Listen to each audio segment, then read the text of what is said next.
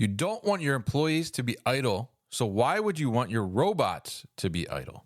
Zebra Technologies is addressing idle robots by bringing their latest solution to the market, which requires 30% fewer robots, resulting in increased asset utilization and a cost-effective entry to automation for your fulfillment operations. The Zebra Symmetry fulfillment ecosystem is bringing you balanced utilization, more cubic capacity, and optimized pick paths so you can operate at peak performance. Want to take your fulfillment operation to the next level? Learn more at zebra.com or click the link in the show notes.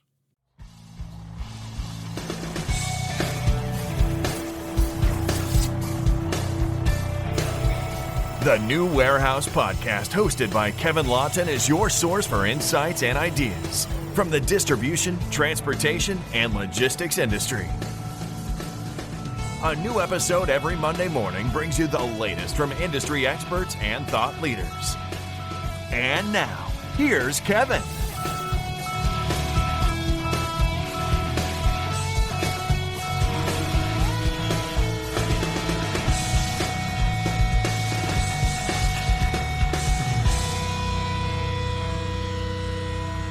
Hey, it's Kevin with the New Warehouse Podcast, bringing you a new episode today. And on today's episode, I am going to be joined by Troy Strawhecker, who is the Chief Strategy Officer and Partner at JT Logistics. And JT Logistics is focused on food-grade warehouses, but maybe not immediately what you think about when it comes to food grade. And we're going to talk a little bit about that, and they're very early on in the food supply chain. So we'll talk a little bit about that too as well, and what that means in terms of how they approach designing their warehouses, how they put in processes in place to be able to maintain certain standards, to achieve certifications, license, and things of that nature to be able to help us with our food supply that we eat as well. So very interested to dive into this because I think they're in kind of a unique position in what they do, and also some of the goods that they have within their warehouses too. So Troy, welcome to the show. How are you? Good morning, Kevin. Thanks for having me. I'm doing well. Definitely. Happy to get you on. Happy to talk about this. I think it's very interesting what you guys are doing and what you were telling me a little bit about the background on everything. So very interested to share this with the audience. But before we kind of dive into some food grade warehousing discussion here, why don't you just give us kind of a brief overview of JT Logistics and tell us a little bit about you guys. Great. Happy to do it. Thanks for having me. JT Logistics is sort of a traditional 3PL or third-party logistics company. We are based in Des Moines, Iowa, but we have facilities in multiple places. It's probably not fair to say we're nationwide, but we do have facilities in, we have 14 facilities here in Iowa, one in California, 2 in the Dallas area, 1 in Tulsa, and then 1 in Reno, Nevada. And our primary focus is third-party logistics, and when I say that, I mean warehousing. We take care and take great care of other folks' products for them, manage their inventory, and so forth. We also have a division that is our transportation division, where we have asset-based trucking. We have some over the road and a fair amount of local shuttles with all of our clients that we have in our main hub, which is Des Moines. And then we have a couple of different divisions that do staffing as well as some value-added services like industrial services, quality control, the repack, rework, packaging, those sorts of things. So there's 2 main legs to the stool, and then the third leg is made up of value-added services with regard to helping companies find good people for the roles, as well as packaging and some other items. We're roughly a 30-year-old company, but it started out as a company with 1 warehouse and 1 truck in Des Moines about 30 years ago. That company sold to a company that my now partner, Jamie Cord, he's the J, I'm the T. So he went to work for another organization after he left the Jacobson companies. I'm not sure if anybody's ever mentioned Jacobson on any of your, multi-hundred podcasts, but it was a Des Moines-based. It was a Des Moines-based 3PL that is now known as XPO, or at least XPO bought them. And so Dick Jacobson was a Des Moines guy.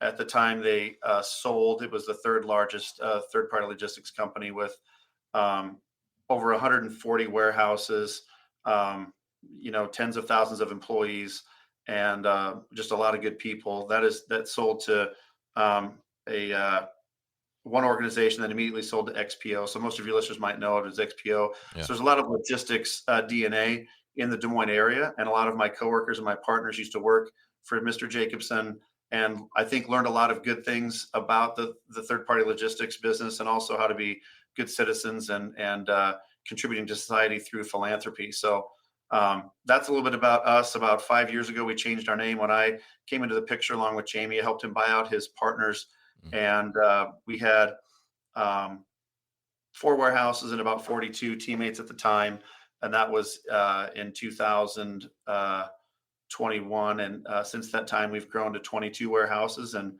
proud to say we have over 700 great people working for us now, doing a lot of good things.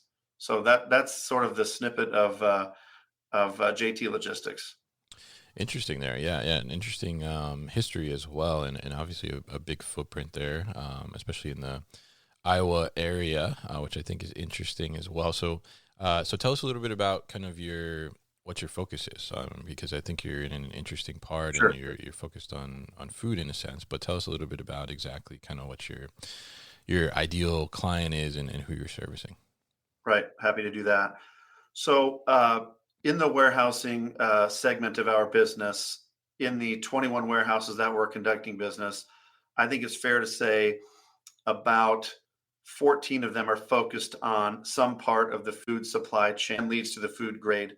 I'll touch on this for just a moment, because we aren't just a food grade warehousing company, although it's something that we pride ourselves on, being in the sort of the breadbasket of America, the heartland of America, with regard to the basis of food supply, with regard to corn, milo, soybeans, all these things that are fundamental building blocks to the food supply chain, whether people know that or not. A lot of their artificial sweeteners come from, corn syrup. There's obviously ethanol that helps provide some fuel. There's a lot of parts of being in the Midwest that just by default has us there. But in Reno, Nevada, we have a warehouse that's 335,000 square feet with over 80 associates doing e-commerce fulfillment for a large do-it-yourself retail home company, Lowe's Corporation. We're proud to be partners with them. So it has nothing to do with food. And then in California, we have a 600,000 square foot facility with over 240 associates that are doing store fulfillment and inbounds from overseas shipments for a really great Japanese chain called Daiso. Daiso is a retailer. And we also have a facility for them in Dallas that's over 200,000 square feet, fulfilling their southern stores. They have about 100 stores in the U.S. with plans of doing about 1,000. So we do their store fulfillment and inbounding for them. Then we also have a couple of pharmaceutical grade clients that do have something to do with temperature control that technically gets into some food grade certifications, Kevin. And then in Iowa, which is where most of our food grade things take place, of the 14 warehouses we have here, some of them have part of the food supply chain, in the sense that we have John Deere as a client, storing some of their parts for harvesting or spraying and whatnot. Certainly those warehouses don't need to be food grade. And those are about 11 of our 3 of our warehouses. Then the 11 are all certified food grade and do various things in the food supply chain. And some of our food supply customers, Kevin, you and I were talking offline about what people hear when they hear food grade. And all of us are consumers. So most of us probably start at that. If we don't have the experience of being in a food grade warehouse, we all certainly have experience of eating food or shopping for food. Some of us more than others. I could probably ease up on that. But most of our food supply customers, our food chain customers, are at the front end of the food supply chain with fundamental basic ingredients that get into the food supply chain. And that's what we've focused, whether it be lysine, a protein derivative, seed corn, parent corn. We have a large spice customer where we do some repacking for them for some things that end up in retail brands that your clients and listeners would have heard of, that they could buy off the shelf at major grocers, and kind of everything in between. So when we say food grade, it's really more towards the front end of the food supply chain, Kevin. We'll be back after a quick break. Have you heard of Nucor Warehouse Systems? Well, they should definitely be on your radar. Forge a connection with the Nucor Warehouse Systems team at ProMat 2025 and learn about their sustainability, safety, automation, and end-to-end storage solutions in booth S1056.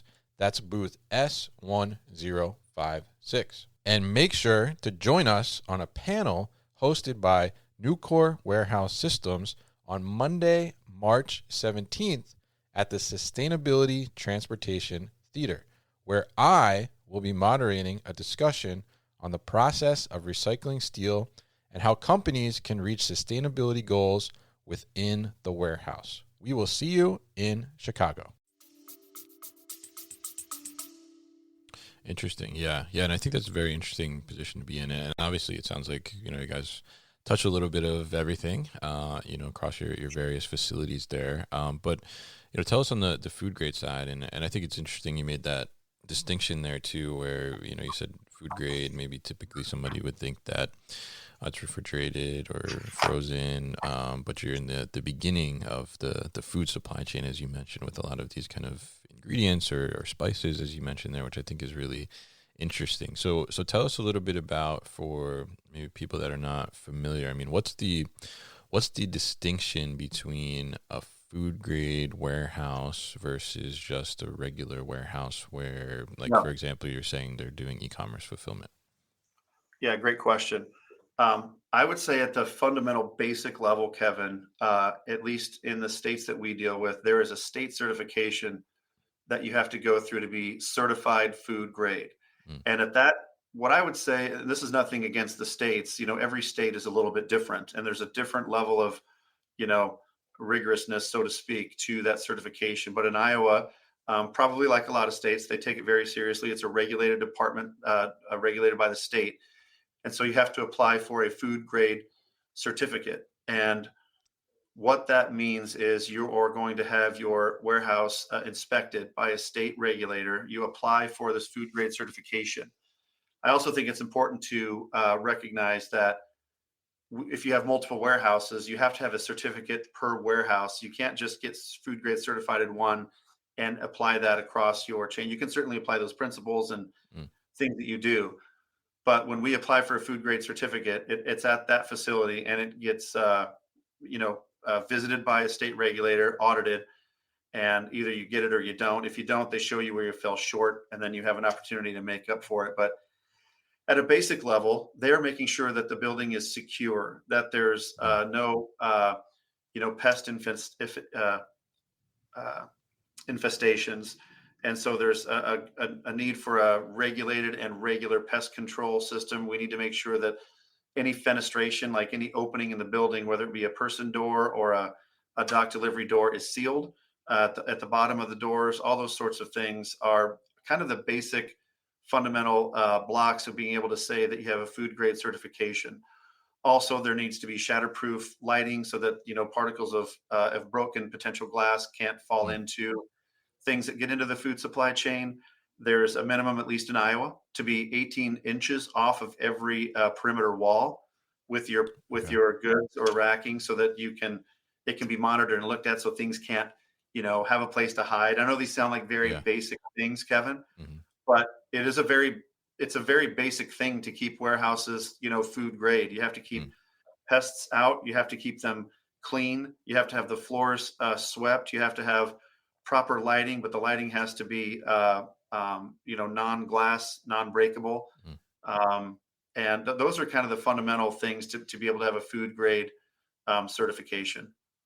On top of all the other regulatory things with regard to ingress, egress, handicap access, all those sorts of things, those have nothing to do with food grade. They just have everything to do with occupancy. This is on top of that. Yeah. Interesting there. And yeah, I think that's, it makes sense. Obviously we don't want pests and things like that getting into our food supply, especially at the beginning, right? And then make it all the way through. That wouldn't be too good. But what about from like a, construction or design process? I mean, can you take just a regular warehouse? Can you make it food grade, or does it have to be from the beginning as this building is being developed? It needs to be set out to be food grade. Sure.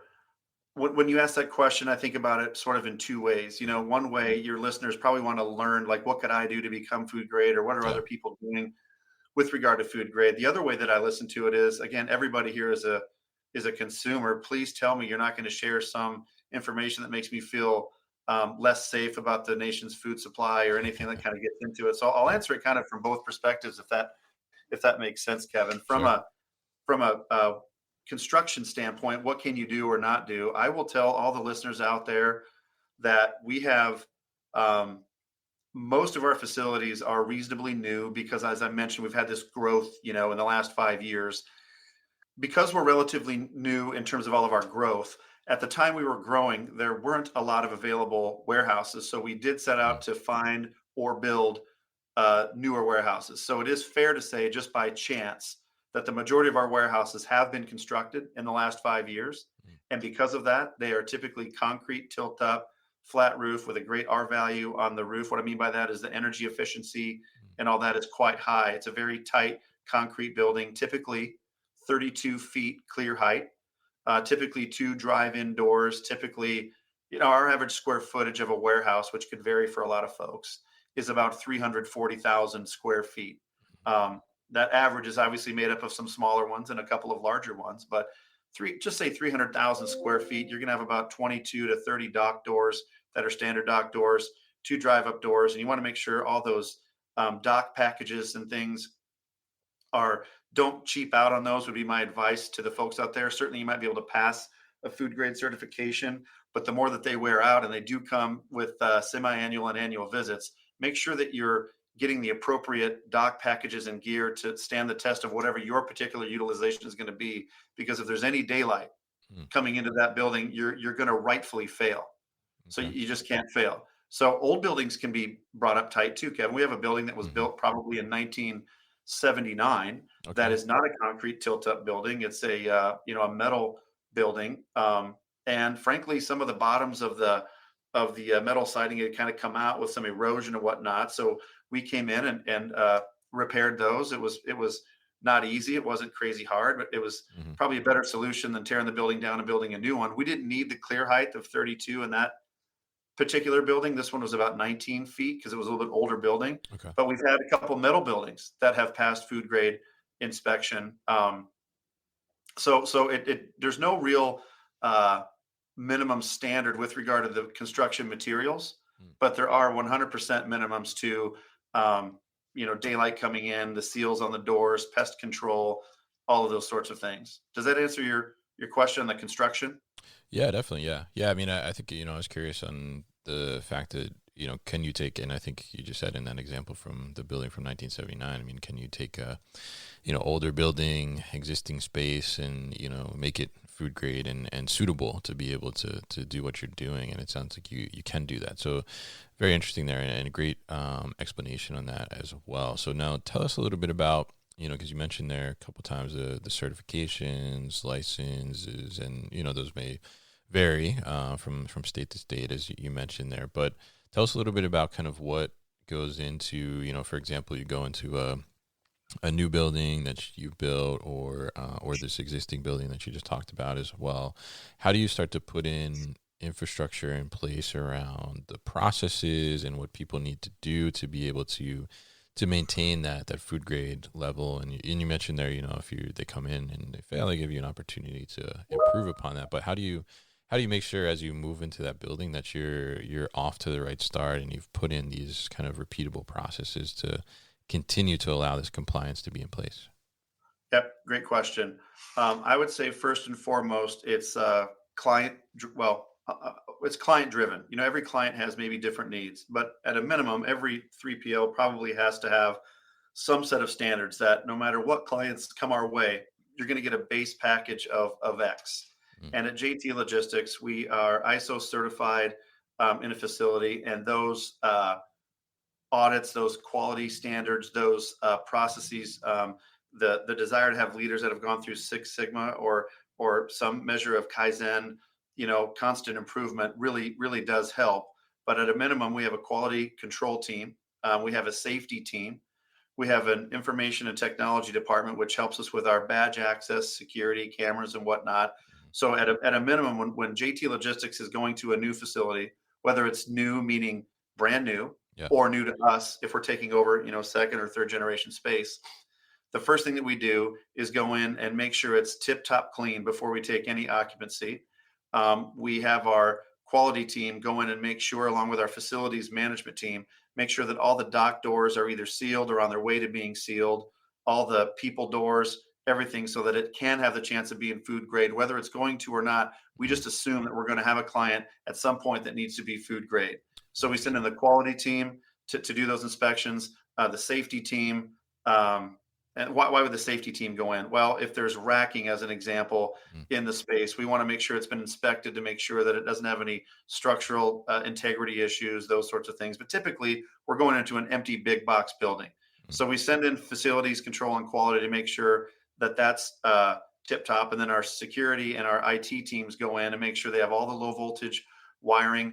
We have a division called Wareboss that gets our warehouses just at a minimum ready to go, with badge access at every door, the ability to have connectivity with our WMS system, which may vary from location to location based upon our client, and that we have a minimum of security cameras, both on the dock, in the truck yard, as well as at all the entrances for safety for people. And then there are minimum standards we have, Kevin, about 60 feet in on the interior for staging, where we put in cameras at a minimum just to make sure that we have the ability to monitor anything. And then there are some clients that need more cameras for their own purposes, but that's, I guess, the minimum.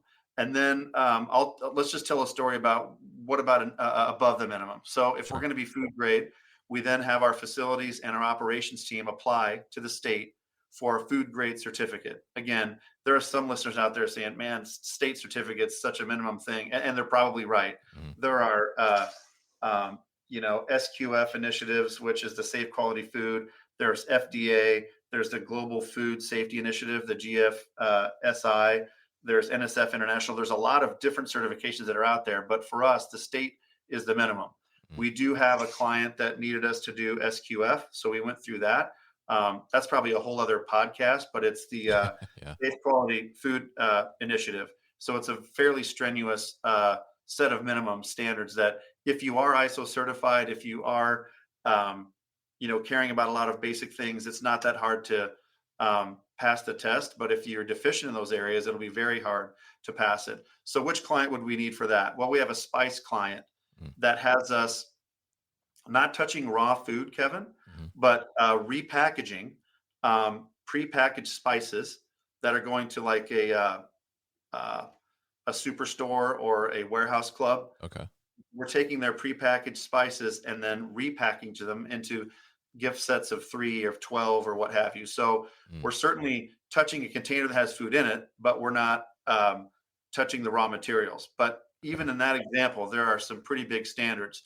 That same client has some initiatives where we have a clean room that has very strenuous standards, tantamount to an operating room that everybody's maybe watched Chicago, whatever ER or the ER television shows where people are scrubbing in. For the listeners wondering about their food supply chain, it's not different. We have safety measures. You have to put on footies, gloves, hair nets, all those sorts of things. There's wash stations, and all they're really doing is not touching the food with their bare hands, but they are taking like bay leaves, cinnamon sticks, those sorts of things, and packaging them for this spice company. And it's on camera, it's monitored. They have to wash in, wash out. So that would be an example of where the warehouse is food grade certified. The clean room is measured by a whole different set of standards and constant up for constant weekly spot checks and review. It's on camera. There's login sheets and all those sorts of things. Very interesting, and definitely a lot of steps there, and obviously it's great to hear too, about how our food is being handled, right? But I think it's interesting there because there's a lot of things to take into account for, and I'm sure it's it seems like there's a lot more steps to have to do those things properly versus, say, you mentioned the facility you have in Reno, right, where you're just doing like e-commerce fulfillment, right? So how does the from a staff perspective, like those workers that are doing that repackaging or they're handling these food grade products in those facilities, how do you ensure that you have them trained properly, and what does a training program look like for those robust processes? Yeah, great question. Thanks for asking. I would say one common theme is we've tried very, very hard here at JT, probably like a lot of your listeners, to invest in proper technology Mm. to allow for our teammates to be successful at what they do. The reason I bring up technology at this juncture is our various warehouse management systems, or WMS systems, are really critical in helping every step along the way get measured, make sure things aren't missed. We also have a lot of people, very valued teammates, where English is not their first language. So there becomes a Mm. component of signage, multilingual training, and so forth. So if your question about training was relative to the food grade operations, Kevin, I'll answer it that way. Yes. Yeah. Yeah. So first of all, our quality team does a download from our client, ensuring that everything that we think we need to do based upon the scope of work, there's like a scope of work document that is discussed between the client and us, that they come in and show us exactly what they need done. And in some cases, even take us to the place where it's being done or about to not be done because they're either closing a facility. Now, if they're leaving a competitor of ours and coming to us, that gets a little A little trickier. They tricky. might show Yeah. Yeah. some videos, but it starts with client interaction with our quality team. Mm. And we have a person who leads our quality team who she's worn a lot of different hats here. She also happens to be multilingual. So she's wonderfully talented, but she's Mm. such a stickler she's a process driven person. So our quality team happens to be led by a person who's built that way. Mm. She can't not have stuff fall through the cracks. And her associates on her team go meet with the client along with operations and just watch and learn and observe. Then we look at our scope of work document and ensure that what we're interpreting is what the client wants. Then we do time studies to make sure that when we're trying to price these things, now price isn't the most important thing because we're talking about safety and quality. But when we price things, we want to make sure that we're doing a time study for the repackaging or for whatever they might need us to be done. We want to make sure that there's no corners being cut, that there's no step being skipped because of an assumption. Mm. So there's multiple interactions with the customer, and then we do some dry runs.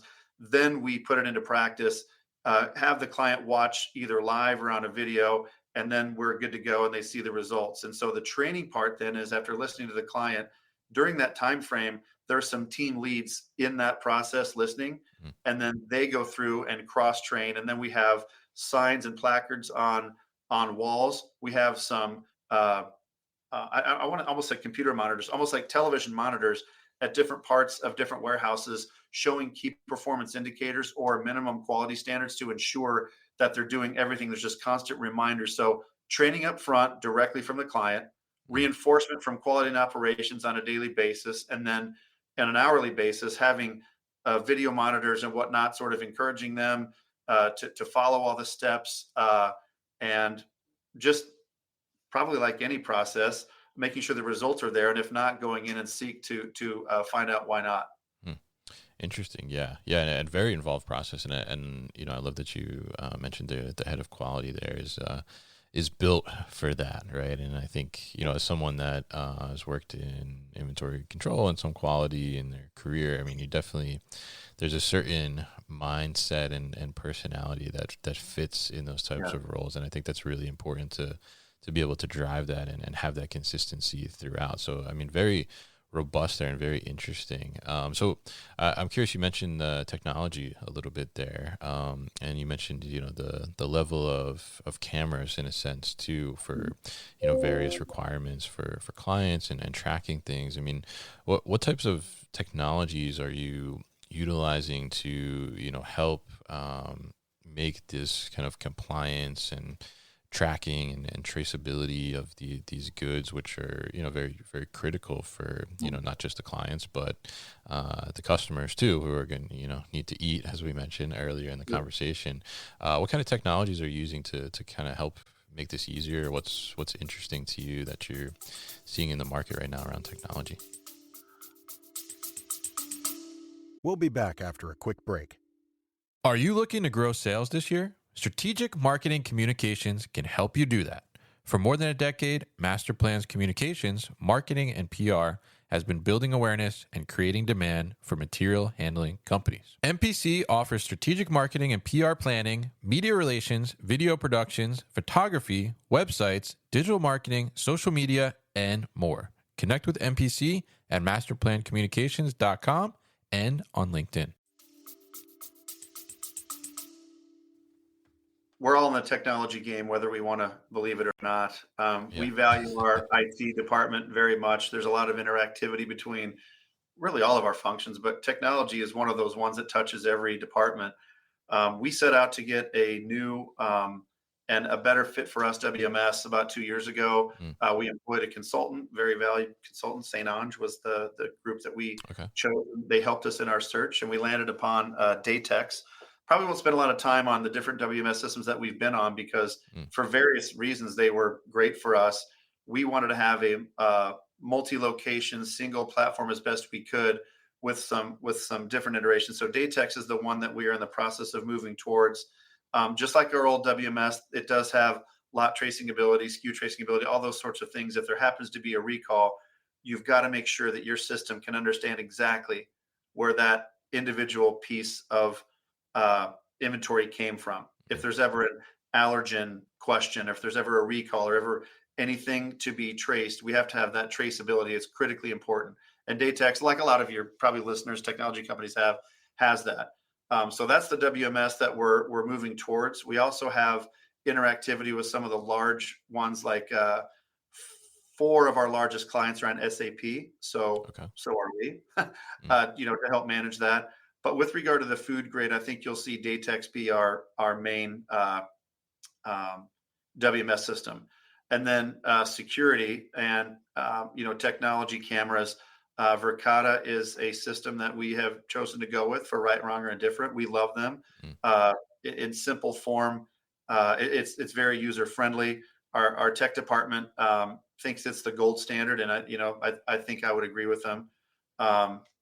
It's just nice to have very easy to use camera technology if there's ever any question about something. And then frankly, we do use technology that isn't crazy sexy, but for the trucking industry, maybe it is, or for the receiving industry, every one of our dock handlers has an iPad where we take a photo of the inbound and then the outbound just to ensure quality, make sure that the load locks are in place. If there needs to be Tyvek or some sort of, if it's going overseas we do send food overseas. We do send some agricultural products overseas that are a part of the food chain.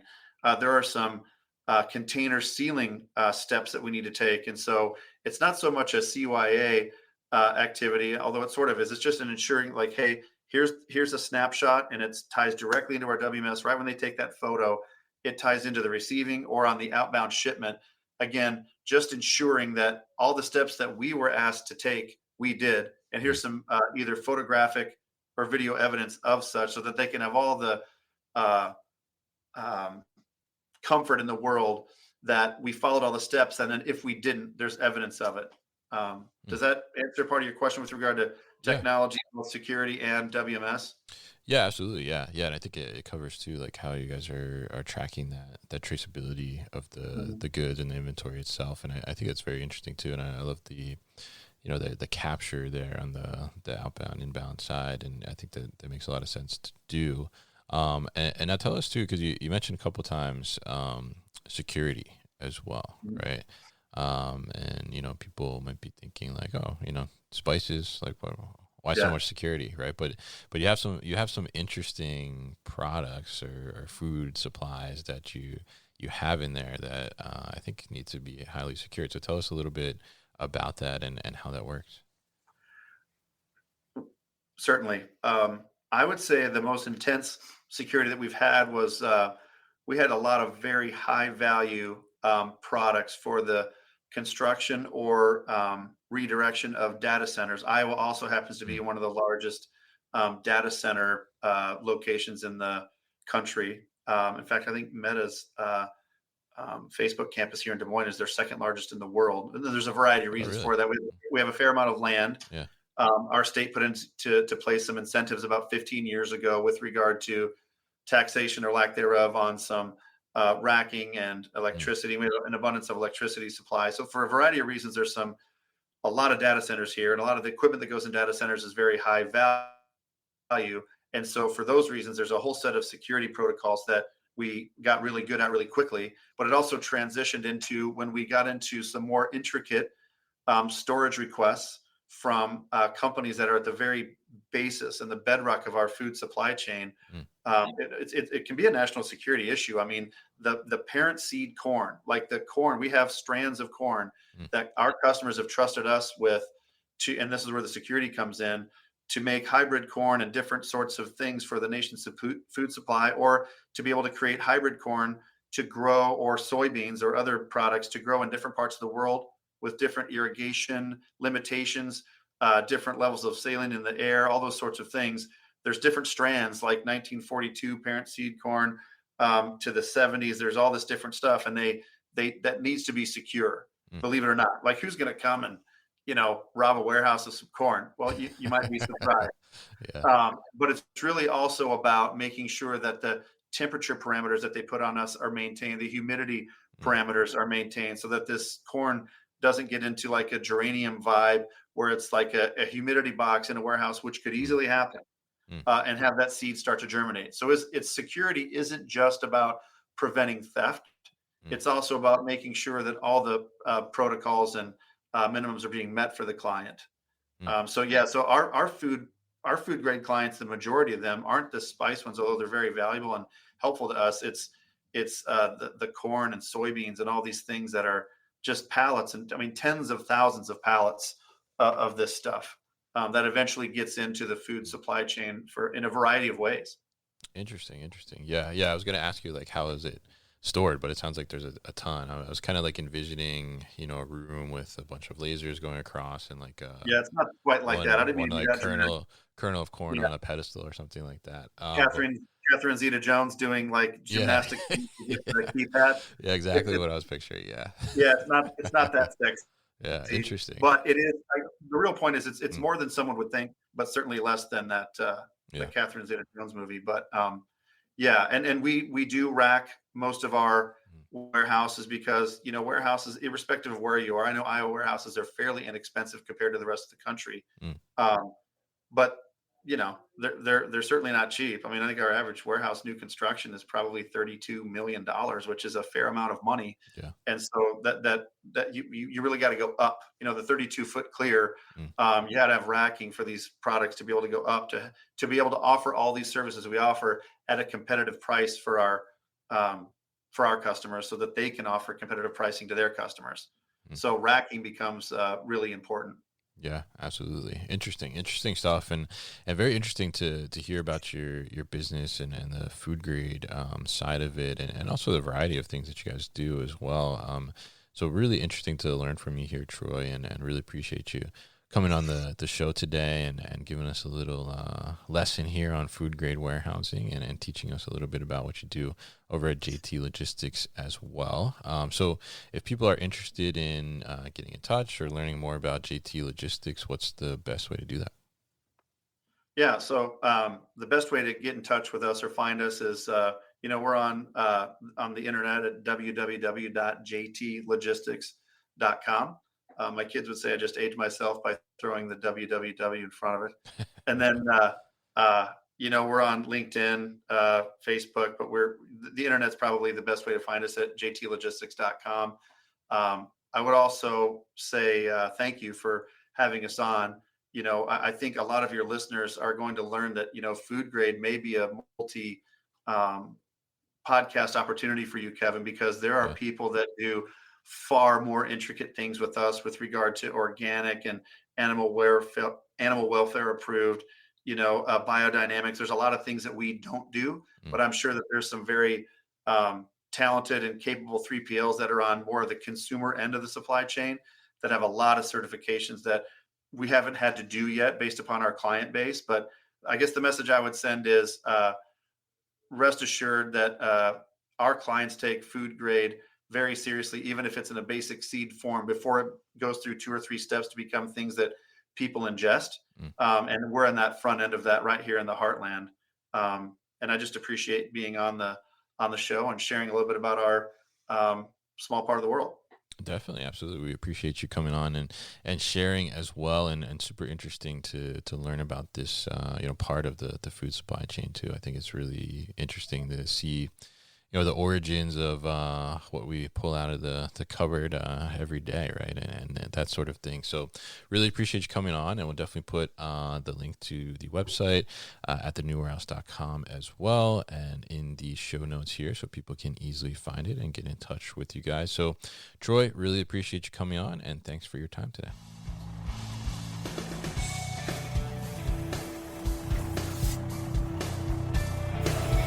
You've been listening to the New Warehouse Podcast with Kevin Lawton. Subscribe and check us out online at thenewwarehouse.com.